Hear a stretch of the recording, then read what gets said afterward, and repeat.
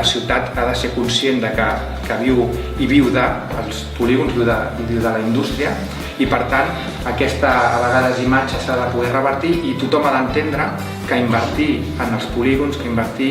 en la indústria és invertir en el propi futur de la ciutat, és invertir en els llocs de treball de les persones i també és invertir en la qualitat de l'entorn. És un projecte que ha d'estar pensat a llarg termini. Nosaltres pensem la ciutat amb 15-20 anys com a mínim. Això no vol dir que no haguem de començar a actuar des del primer dia. O sigui, nosaltres hem de saber com ha de ser la nostra ciutat d'aquí 20 anys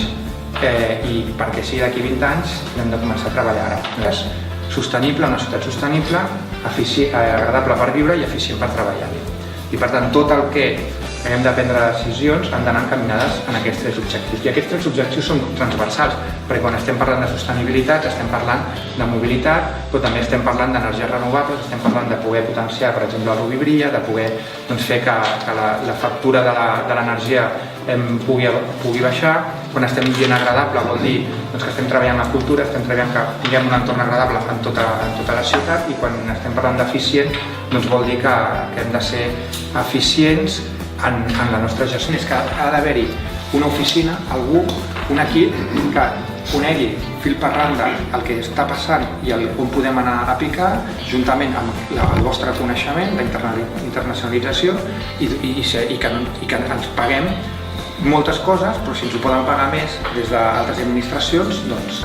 els 8 primers que creiem que podem arribar a tenir responsabilitats de governar la ciutat són perfils que ens permeten afrontar aquest futur amb garantia. A l'hora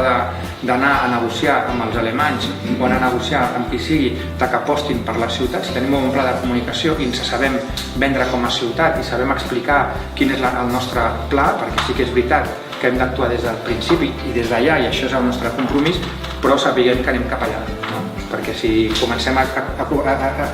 caminar i no sabem si anem cap a la dreta, cap a l'esquerra o cap al mig, a la FP i la formació dual i la formació, els cicles formatius que fins ara l'hem estat desvaluant, l'hem estat potser arraconant i es necessita, segur no, sinó que és obvi que es necessita molta especialització i persones formades en àmbits molt tècnics. Per exemple,